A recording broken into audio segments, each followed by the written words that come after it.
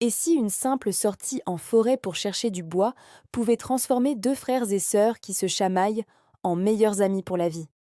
Vous pensez que c'est impossible?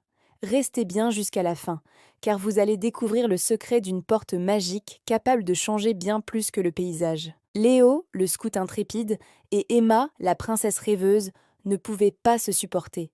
L'un aimait la boue, l'autre les paillettes. Leurs parents, espérant les réconcilier, les ont emmenés camper. Mais même là, impossible de leur faire faire quoi que ce soit ensemble. Leur mission: trouver du bois pour le feu. Une tâche simple, en apparence. Sauf que dans cette forêt, ils n'allaient pas trouver que des branches, mais une incroyable aventure qui allait tester leur courage et surtout leur apprendre à s'aimer. Accrochez-vous, le voyage commence maintenant. La tension était à son comble lorsque Léo et Emma sont partis vers la forêt. Léo marchait loin devant, agacé, sa boussole à la main, tandis qu'Emma traînait des pieds derrière, serrant sa poupée princesse rose. Chaque pas les éloignait un peu plus l'un de l'autre. La forêt devenait de plus en plus dense, les arbres de plus en plus hauts.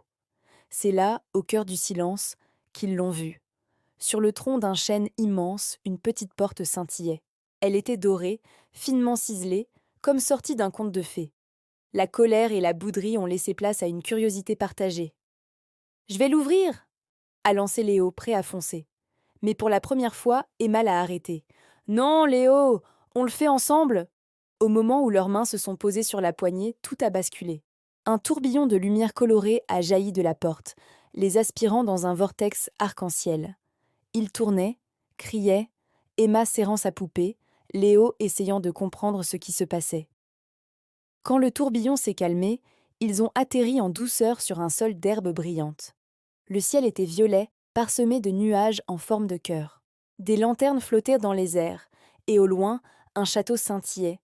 Une petite fée avec des ailes de feuilles est apparue devant eux. « Bienvenue au royaume des deux chemins », a-t-elle dit. Leur aventure ne faisait que commencer, mais ce n'était rien comparé au premier obstacle qui les attendait. Devant eux se trouvait une rivière dont l'eau semblait remplie d'étoiles scintillantes. Pour la traverser, un seul moyen: un vieux pont de bois, mais il était complètement cassé. Léo, avec ses réflexes de scout, a tout de suite commencé à ramasser des branches et des lianes. Il a essayé de faire un nœud solide, mais les lianes étaient trop fragiles. C'est là qu'Emma, au lieu de se plaindre, a remarqué des fleurs étranges sur la rive. Leurs tiges étaient comme des rubans soyeux et colorés. « Léo, utilise ça comme corde !» a-t-elle crié. Ensemble, ils ont tressé les fleurs rubans magiques avec les branches, créant un pont solide et magnifique. En arrivant de l'autre côté, ils se sont regardés et ont souri. C'était leur première victoire, mais le défi suivant allait tester leur esprit, pas seulement leur force. Le chemin les a menés à une immense porte de pierre. Devant, 3 poupées géantes, aussi grandes qu'un adulte, se sont animées. Leurs yeux de verre les fixaient.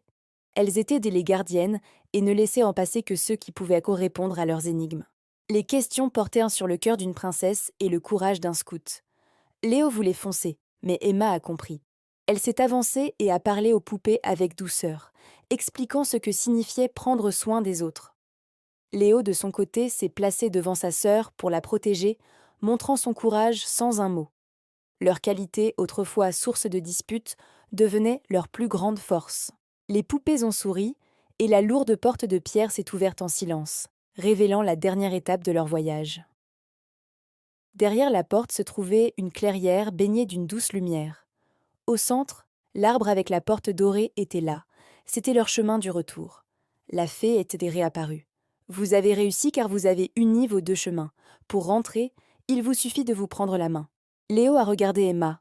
Fini les moqueries. Il lui a tendu la main. « Allons-y, princesse Emma. » Elle a attrapé sa main en riant. « Je te suis, capitaine scout Léo. » Ils ont franchi la porte et se sont retrouvés devant l'arbre, dans leur propre forêt. Le soleil était à la même place, comme si le temps s'était arrêté.